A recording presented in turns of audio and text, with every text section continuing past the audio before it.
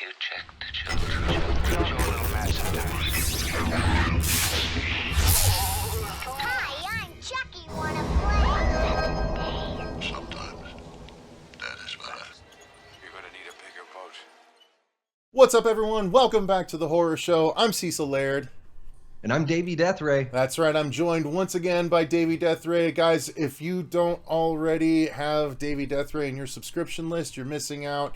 I know he's just getting started, but as you'll see throughout the course of this review, he has a lot of cool shit to say. He has good, informed opinions. So make sure you run over to his channel and throw him a subscribe. He actually just cracked his first 100 subscribers. So Yeah. let's get him to 200 lickety split, shall we? Thank you, Cecil. Yeah, man, yeah, but guys, we are here to discuss a brand new monster movie, which there's a whole backstory as to how I feel about this one, and then a whole front story as to how I'm responding to the actual film. And we're here to talk about Toho's Godzilla Minus One. Now, just to real quick lay it out, I've been a huge monster movie fan my whole life. Monster movies are my favorite subgenre of horror. Creature features, monster movies, same genre for me. I've always loved the idea of giant monsters, and I've actually had Godzilla dreams throughout my life, where no matter what street I tried to run down, Godzilla would turn down that way and start heading that way. And I was trying to be smart, right? I'd book it left or right rather than just booking it in a straight line. But every time he would take the same route. So I've had my kaiju dreams throughout my whole life, and those dreams were only starting to be fulfilled for me with the 2014 legendary MonsterVerse headed up by Gareth Edwards. And that is the rebooted American Godzilla MonsterVerse, right? Because we had Godzilla 1985, which was just one of the Godzilla movies redubbed with someone that American audiences knew. Raymond Burr, I think, might have been his name. But I loved that growing up, and it was sad, right? Godzilla gets sunk into the ground and buried at the end of the film to finish off. So I loved that growing up, but then I became a real fan of actual CG effects that were showing me things that were outside of a dude in a suit. So I always kind of felt like the Toho movies were dude in a suit scenarios, and they always kind of have been, right? But then we got Shin Godzilla a few years back, which I actually, outside of the Godzilla bits, I wasn't a big fan of Shin Godzilla because it was just political red tape, meeting. That's all the film was outside of the Godzilla parts, and it got super boring super quick. I even tried to rewatch it ahead of this watch, and unfortunately I felt the exact same. I was a little more patient with it, but not by much, because it was just so much of the same. So the American Godzilla movies, starting with Gareth Edwards, who didn't show Godzilla nearly enough and cut away right before anything interesting actually happening, except for the final fight. But I loved that we were getting a live action, big budget, CG laden Godzilla movie, because I actually was a fan of the 97 Godzilla as well back in the day, because I love creature movies, and I was like, wow, they put money towards this, and seeing this faux Godzilla run around New York was awesome for me at the time. So I've been I can't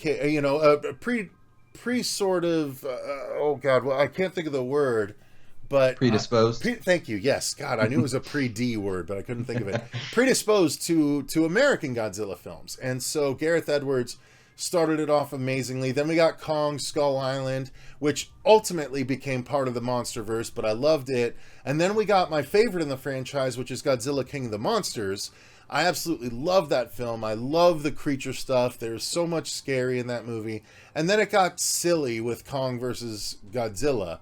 And so I'm like in a weird limbo. I've watched all 3 episodes of the Monarch show, currently airing on Apple Plus, and those are okay. And then I know we're getting a Godzilla plus Kong movie that they're going to be dropping the trailer to probably tomorrow after we record this review. And so there's a lot going on over there, but Godzilla Minus One, taking a really long road to get here, this in the marketing has looked incredible the entire time. Godzilla Minus One is effectively a reboot of the Toho Godzilla universe. The first movie in 1954 or 53, I think, maybe 54, it was where Godzilla was analogous to the nuclear war that had just finished, right? Obviously, the Hiroshima and Nagasaki atom bombs were very influential on the creation of the original Godzilla, so to speak. And so this is a retelling of the World War II sort of story of the creation of Godzilla, but they made Godzilla a true, like, scary creature feature movie in this. Like, the entire opening scene is straight up, like, just super frightening as a creature feature fan. Yeah. I loved it. So Godzilla Minus One, not only did it do the creature stuff amazingly, this is my overall thoughts, because we always do our overall thoughts, then we talk about the acting, the effects, all of that good stuff in turn. My overall thoughts are Godzilla Minus One is my favorite Godzilla movie.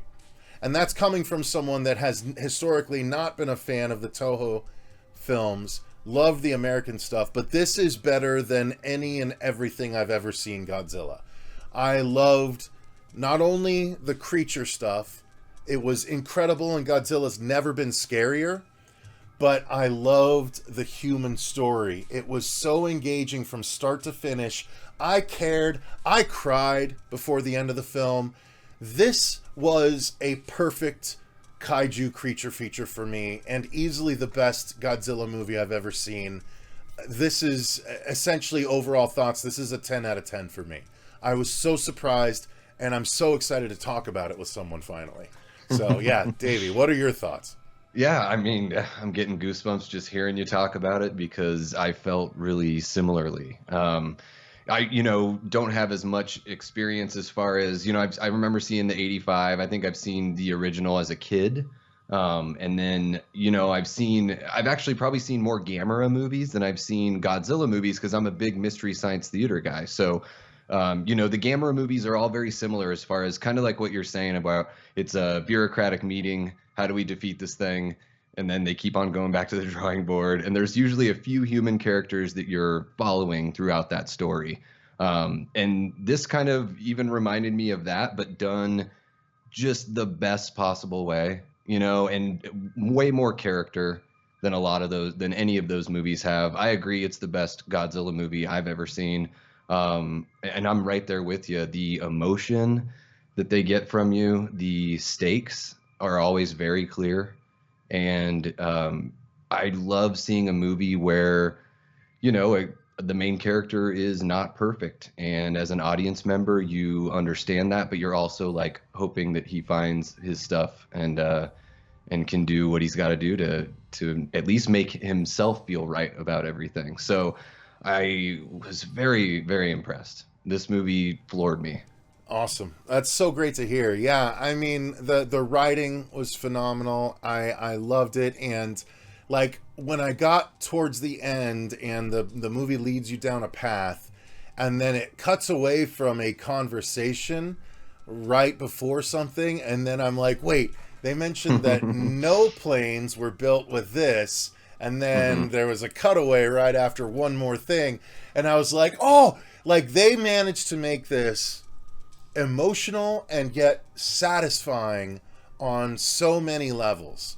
Yeah. And that's something that's really hard to do, I feel like, nowadays, especially for these kinds of, I mean, it's a giant creature movie, and people have a hard time connecting with the characters, at least based on a lot of what we've seen in recent kaiju films. And this just didn't have that problem. So the story of it, let's jump into the story. And that is that we focus on this pilot who was a kamikaze pilot that in World War II that couldn't go through with it. And so he acts like there's something wrong with his plane, and he lands on an island in the Pacific Ocean, obviously during the war, where pilots were allowed to get their planes fixed. And so he shows up, and unfortunately it's found out pretty quickly that there was nothing wrong with his plane, so he's getting judged. and then there's an attack on the island. I'm going to try and be cagey about stuff because I don't want to ruin things, but there's an attack, and we see, you know, a very scary version of Godzilla, and it's really, it paves the ground for the rest of the story, because it just shows another set of reasons as to why this character is tormented throughout the rest of the film. Because the kamikaze pilot survives the attack and then is left to go home and face the consequences of the fact that people around him knew he was a kamikaze, or going to be a kamikaze pilot, and he shows up after the war. That's not a good look for a kamikaze pilot.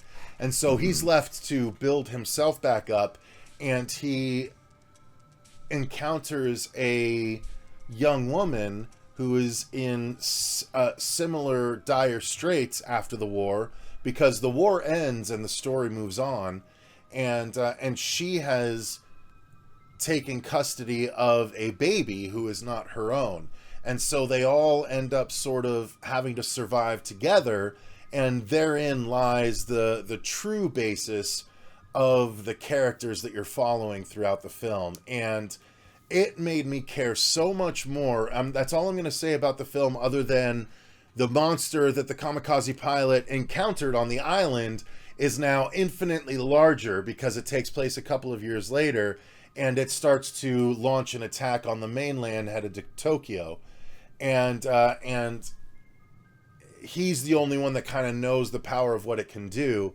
He's also joined a group of gentlemen who are they're a mine disposal unit post World War II, and so they go out on these wooden boats and they clip mines and destroy them in order to try and clear the waterways after the war. And they are drawn into the Godzilla of it all when it starts to surface once again after so many years. So that's as much as I want to say about how the actual story plays out, other than to say it's amazing, it's investing, the stakes continue to rise. I never felt bored with like meetings just waiting for things to happen. Like, everyone that had a bit of dialogue had a reason for what they were saying. The fact that it takes place immediately post World War II, and it's like just Japan's next war, and it's done so well. I cannot praise how the story plays out without spoiling anything. I cannot praise it any more than I am like right now. It was amazing.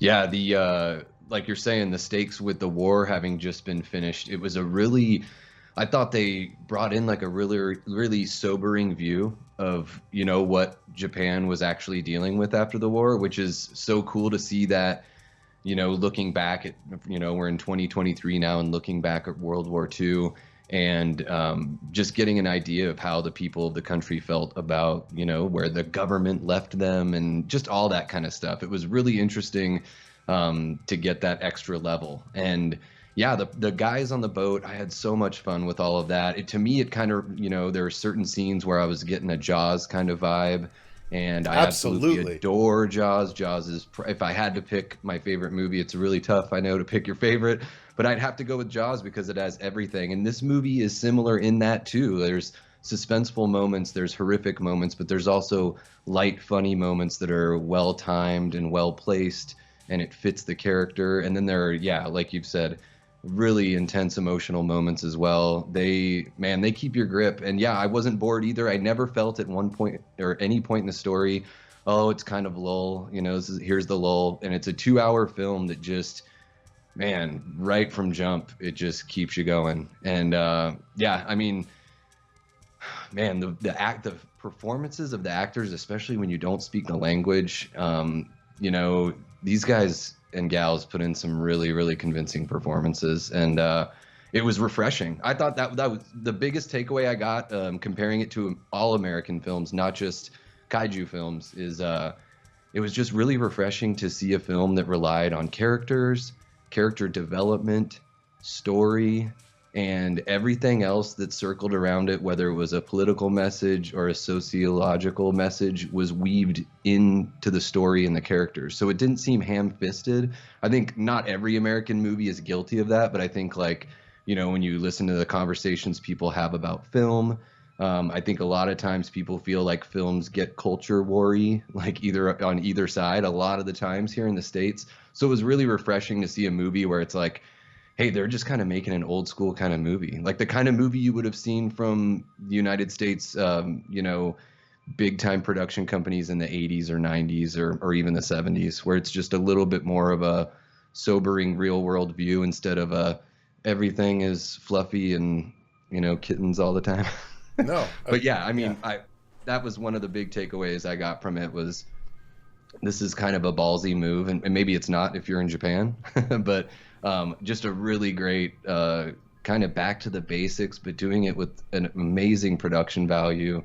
A lot of times those pieces that take place in a certain time, can sort of come off like maybe looking a little iffy, but I felt like the production design was all there. Mm-hmm. What a story, what a film. I don't want to say everything all at once. No, yeah. So I'm gonna pick up on the acting bits that you laid down, right? Because acting is usually next after story that we cover, and the acting was incredible. I mean, there's culturally they handle things just a little bit differently than us in that it feels like a lot of Japanese stories focus a lot more on the heavy emotions of things than America can tend to. I don't think it feels out of place, but I do feel like it's focused on longer than and perhaps more often than in a lot of American productions. But I don't think that detracted anywhere here. I did feel it here at times, but I don't think it was a detraction. I feel like everything that we got from all the actors was completely earned.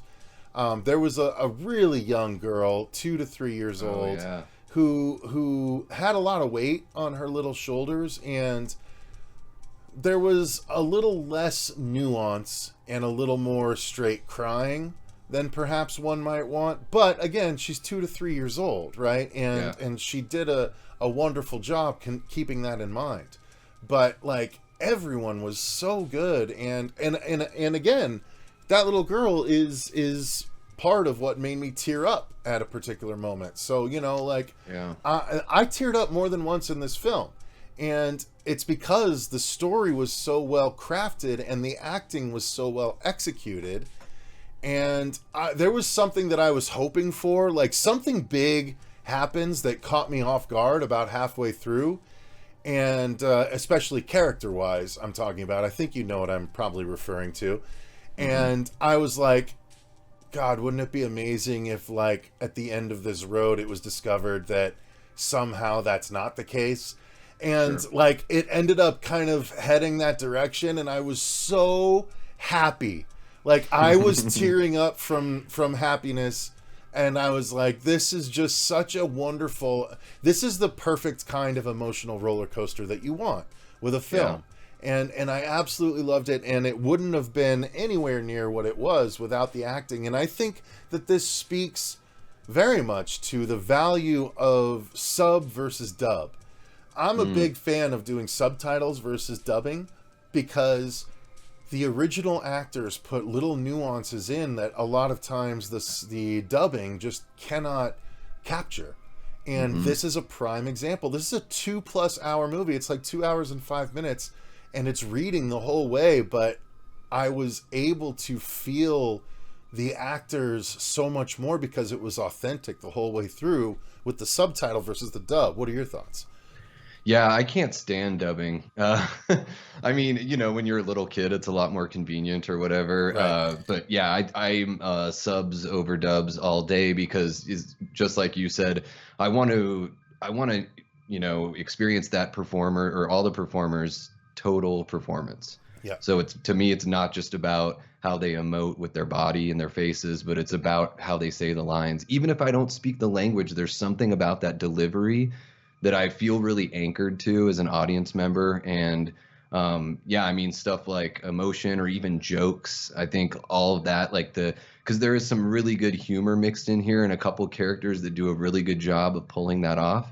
And I just feel like if you watch the dubbed version, I just don't know if they're really going to catch that same kind of performance. Yeah. That would be really difficult to do.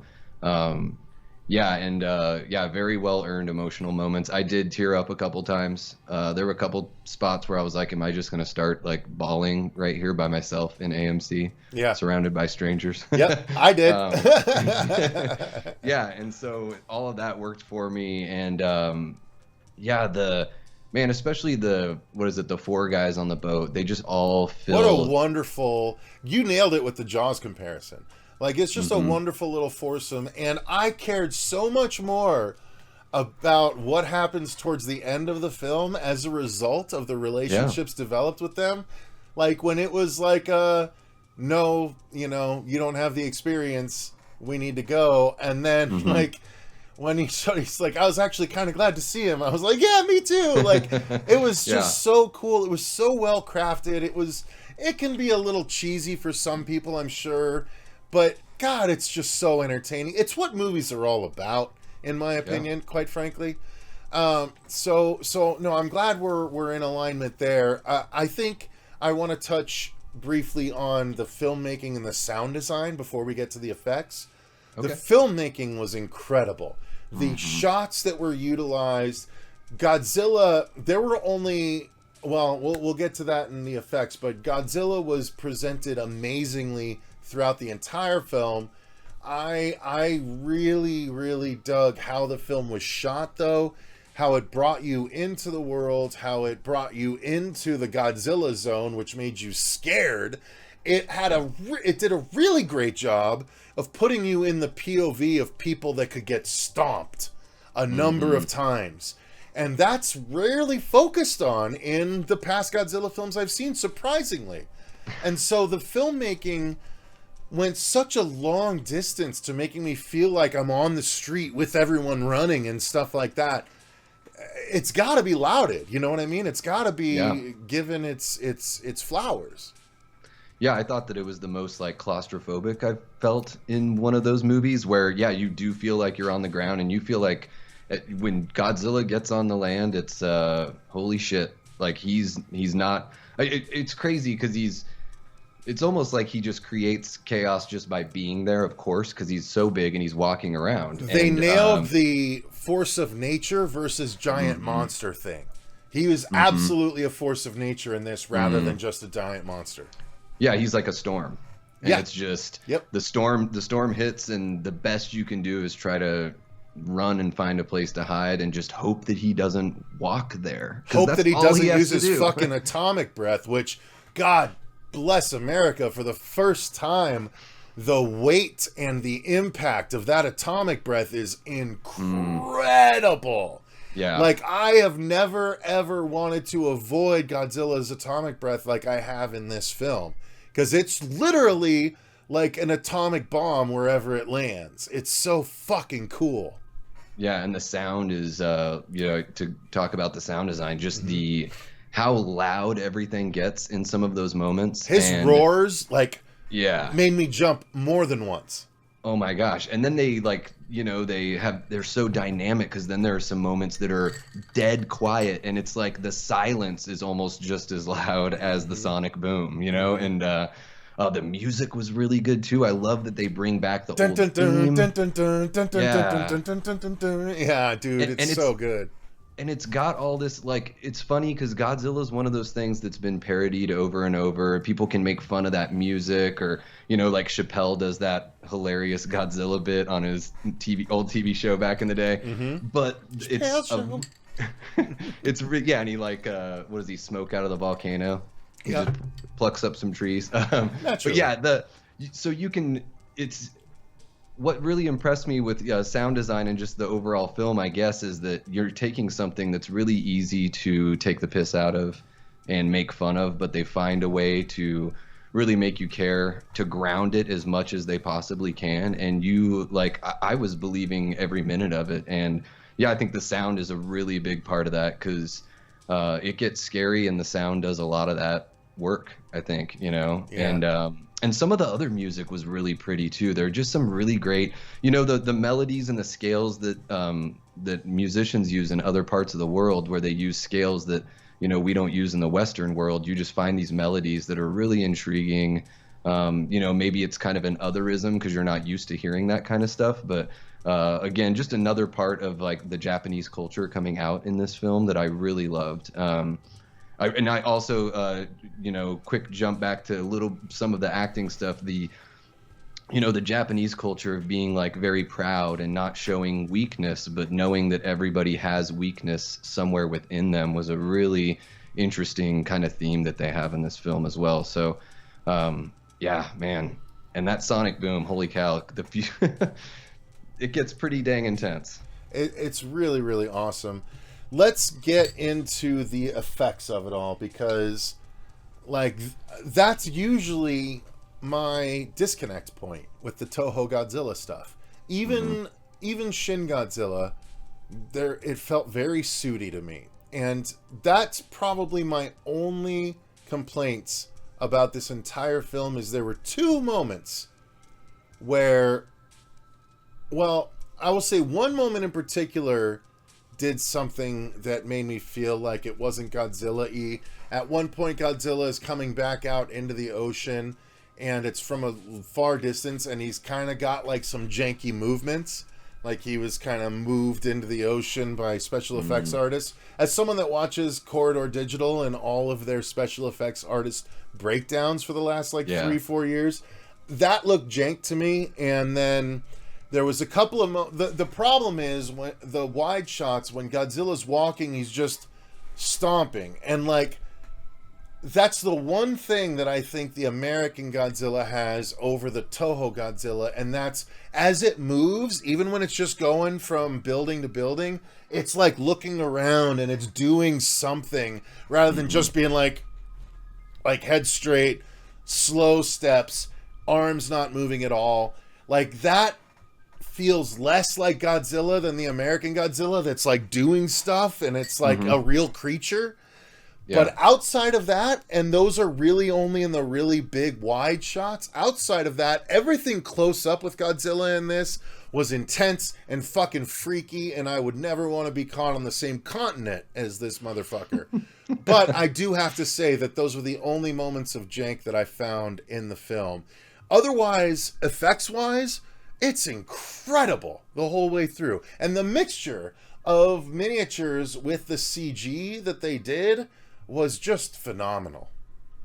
Yeah, man. If they mixed CG in the miniatures, I couldn't even tell that's how good it was. Because I just thought it was. Well, I'm just saying some stuff was CG, and then some shots were miniatures being destroyed and stuff, like the old style. Yeah. Gotcha. Or at least that's what I thought watching it.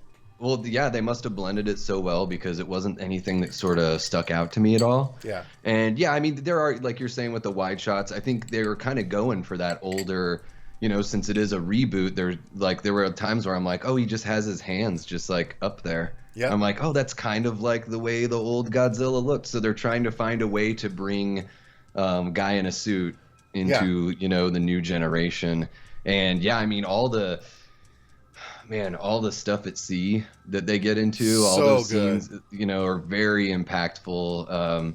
The visuals are great. The sound helps sell it. There's weight to everything. So that's good on the sound department and good on the, the guys doing the special effects to make everything have the right kind of the movement that you would expect for objects and beings that are as big as they are. Mm-hmm. So, yeah, I mean, the effects, I'm going back to like that first scene where you get your first glimpses and just being kind of blown away that they're showing it. And it's also like the best Jurassic Park movie I've ever seen. Oh my gosh. The most horror, more horror than Jurassic Park movie has ever been, but because G-Man isn't as big as we're used to, like it's the most Jurassic Park Godzilla has ever been, and like so scary. Yeah, when he shows up, you're like, oh, crap, who's going to get it? Like, yeah. Someone's going to get it here. Well, and I love that they don't shy away from that violence. Like, there's, like, the T-Rex attack of the lawyer in Jurassic Park is, like, kind of the most violent that movie gets. Mm-hmm. And that happens, like, a few times in the first 5 minutes of the movie, you know what I mean? Yeah. So it's fucking awesome, you know what I mean? Yeah. I just loved it. Mm-hmm. Yeah, he was... scary every minute that he's out there, and He's got some abilities that I didn't know about that I thought looked really cool when worked with the effects, that I wasn't expecting anything like that. I don't know what I expected, but when I saw what he could do, I was like, oh crap, it's gonna be very difficult for them to figure out this problem. Yeah, the atomic breath is fucking unbelievable in this film. Mm-hmm. So, well, I think that's pretty much as we can cover without getting into spoilery material. I just have to say that Godzilla Minus One, yeah, again, it's my favorite Godzilla movie as it stands right now. I'm pretty sure Godzilla plus Kong is not going to surpass it. So yeah, I think that this will stand for a while. Guys, it is not only worth your time, it is worth a ticket price to go to the theater to catch it while it's there, because man alive, seeing it on a big screen made such a huge difference. I absolutely adored this film. What are your final thoughts on it, Daveys Death Ray? Yeah, I think that if you are a film fan that likes, you want to see a big movie in the theater with scope, then go check it out in IMAX. Did you see it in IMAX? I didn't. I saw it on the Dolby Digital screen, which is like, I think it's a much better sound system than IMAX has. Okay. So I'd prefer to see it there because the screen's only like a little bit bigger than the Dolby screen anyway. So, but yeah, IMAX would have been awesome for this one. Yeah, and the screening I went to was an IMAX screening. Oh, so look at you. It was, well, I think it was the only one they had at that AMC theater. Sure, nearby. Mr. Fancy Pants. Yeah, I'm a fancy boy. Yeah, I cannot recommend this enough as far as, going to the theater, take a date, or, take a young kid that's not too young. I don't know. Like, I think this is like that 11, 12, 13. This would scare anyone under 10, for sure. Yeah. But a great return for Japanese Godzilla, getting back to the basics, but not doing it in a half-hearted way. I think that this is like the greatest love letter that Toho could have made to that original Godzilla. And they're saying, hey, we can do this, and we can pull off emotion, we can pull off the effects, we can make you feel something for 2 hours and 5 minutes, and we can make you want to come back for another one. And I'm sold. Yeah, I loved it. I would probably go again if I'm tempted halfway. yeah, I was halfway tempted to go catch an IMAX one. So, all right, well, that's going to do it for our non-spoiler review of Godzilla Minus One. Thank you guys very much for watching. If you've seen the film, please let us know what your thoughts are in the comments down below. Thank you to all of our patrons for supporting the channel the way that you do. We greatly appreciate it. And again, the link to Daveys Death Ray's channel is in the description box down below. So make sure you go and click that and go and follow what he's doing over on his channel. But thank you guys very much. Thank you, Davey, for joining me on this review. I appreciate it. Always a pleasure. Thanks for having me. Of course, of course. And remember, guys, stay scared.